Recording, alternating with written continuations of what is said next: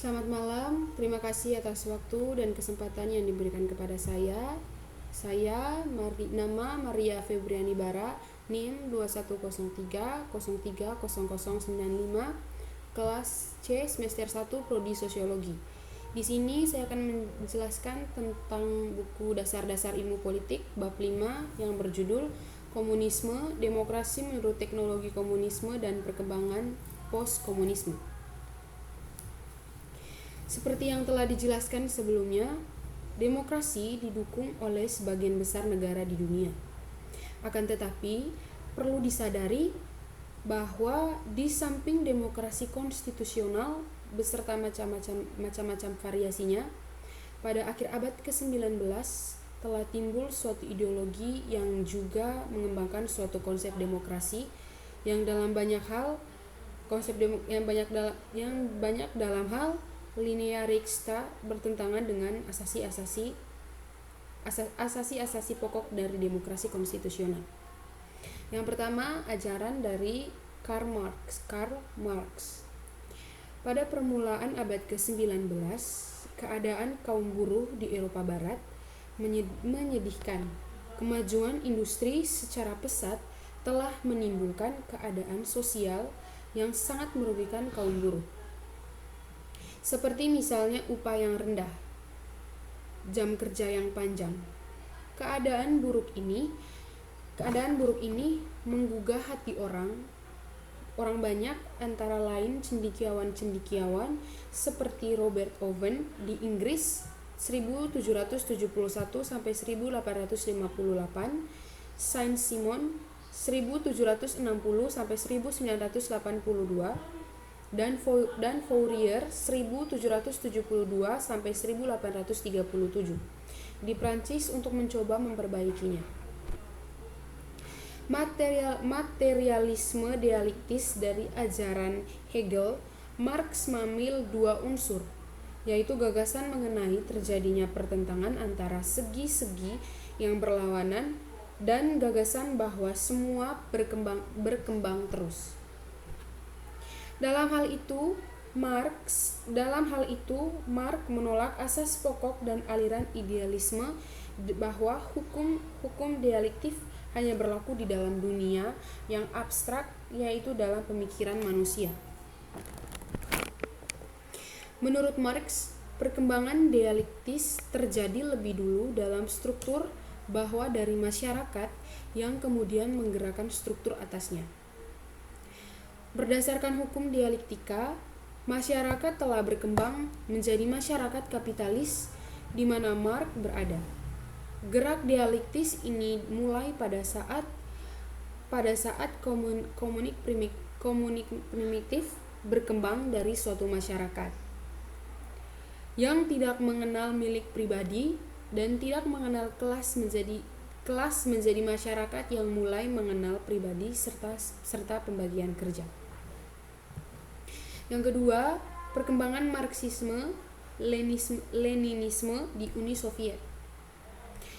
Lenin memimpin revolusi 1917 dan menguasai Uni Soviet sampai saat meninggalnya pada tahun 1924.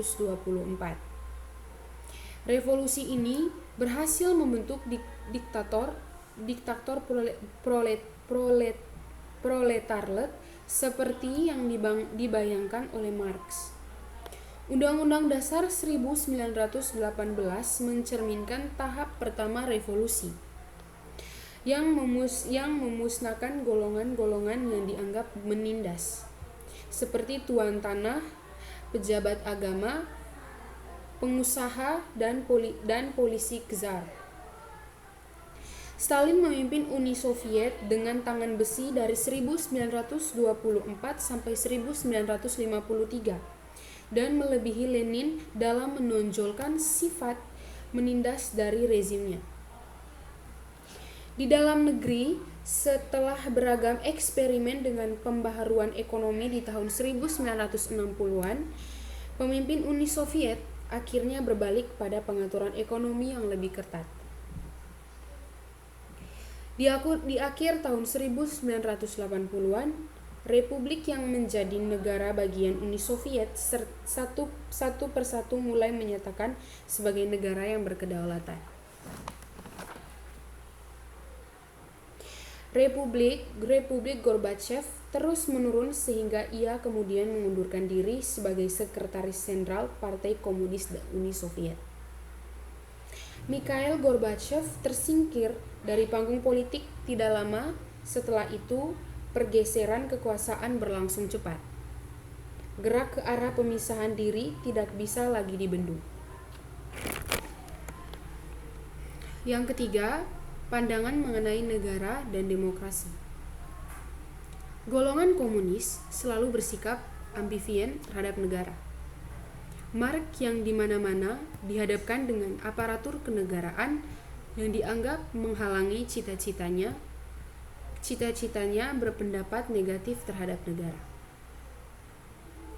Demokrasi pada tahap ini, menurut Lenin, bersifat demokrasi untuk mayoritas dari rakyat dan penindasan dengan kekerasan terhadap kaum penghisap dan penindas dengan jalannya menyingkirkan mereka dari demokrasi. Komunisme tidak hanya merupakan sistem politik tetapi juga mencerminkan suatu gaya hidup yang berdasarkan nilai-nilai tertentu. Yang pertama, gagasan monisme sebagai lawan dari pluralisme.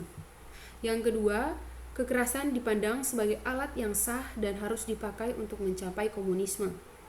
Dan yang ketiga, negara merupakan alat untuk mencapai komunisme.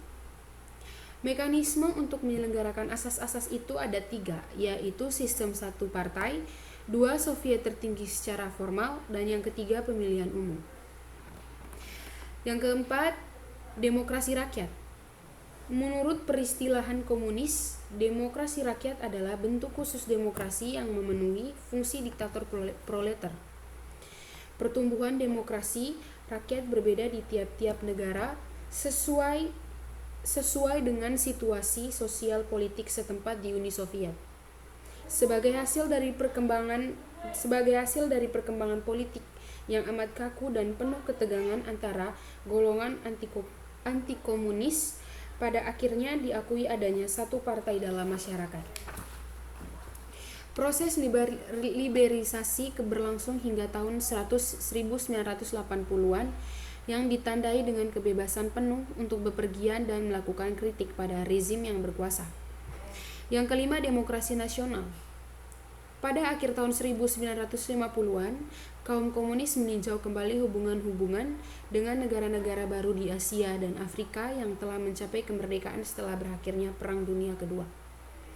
Pola perebutan kekuasaan secara langsung seperti yang digaris oleh ajaran-ajaran Lenin dan ditegaskan kembali pada bulan Februari 1948 dalam konferensi Calcutta yang dihadiri oleh organisasi-organisasi pemuda kiri dari berbagai negara Asia yang termasuk Indonesia. Ternyata gagal karena golongan nasional cukup mendapat dukungan rakyat. Politik luar negeri negara-negara baru umumnya anti-imperialis dan karena itu dianggap menguntungkan golongan komunis dan perlu dimanfaatkan untuk kepentingan komunisme internasional. Yang kelima, kritik terhadap komunisme dan runtuhnya kekuasaan komunisme. Kencaman terhadap komunisme datang baik dari kalangan non-komunisme dan anti-komunisme maupun dunia komunisme sendiri. Dari dunia non-komunisme, kritik terutama ditunjukkan kepada unsur paksaan dan kekerasan. Dari dalam Uni Soviet sendiri, akhir-akhir ini terdengar pula suara-suara kritik dan perbedaan pendapat, sekalipun masih merupakan suara minoritas yang lemah. Demikian penjelasan saya tentang buku dasar-dasar ilmu politik bab 5. Sekian dan terima kasih.